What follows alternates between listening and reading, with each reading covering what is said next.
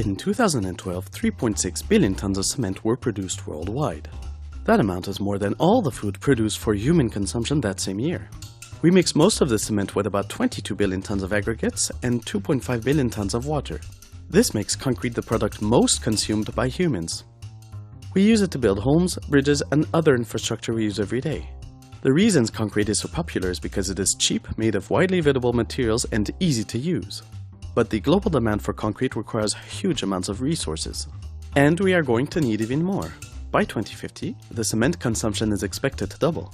Look at how China alone is already consuming more cement than the whole world in 1990, and how India's cement production has doubled over the past 10 years.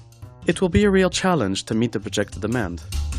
Compared to many other materials, producing cement is very ecological. But with several billion tons produced each year, the cement industry is a major contributor to global CO2 emissions.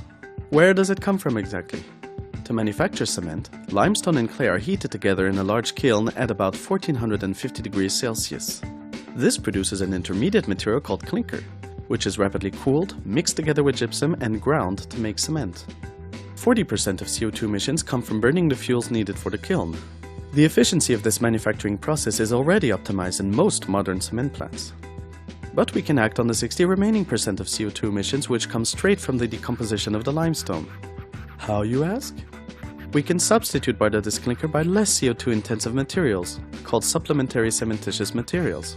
We often throw in waste materials from other industries, for example, blast furnace slag from steel plants or fly ashes from coal-fired power plants.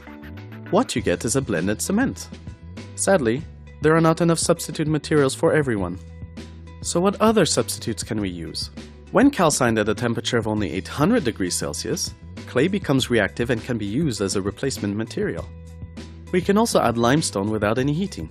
Simply grind it and voila! We know how to use them separately, but if we add both of them to clinker, there is a synergy between the components, and you get a perfectly good cement even with high additions. This is where LC3 comes in. LC3 stands for Limestone Calcined Clay Cement. It is a special blend composed of 50% clinker, 30% calcined clay, and 15% ground limestone. With 50% of replacement, we can double the production of cement with the same amount of clinker. Better yet, we can use limestone and clay of lower grade normally discarded by industries. No precious agricultural soil or topsoil will be used. Also, clays are abundantly available in regions where the highest cement consumption is expected. LC3 aims to provide local solutions to the global demand.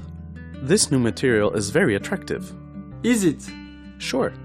It is low carbon. Up to 50% of the clinker can be substituted. The limestone doesn't need to be heated and the clay is activated at low temperature.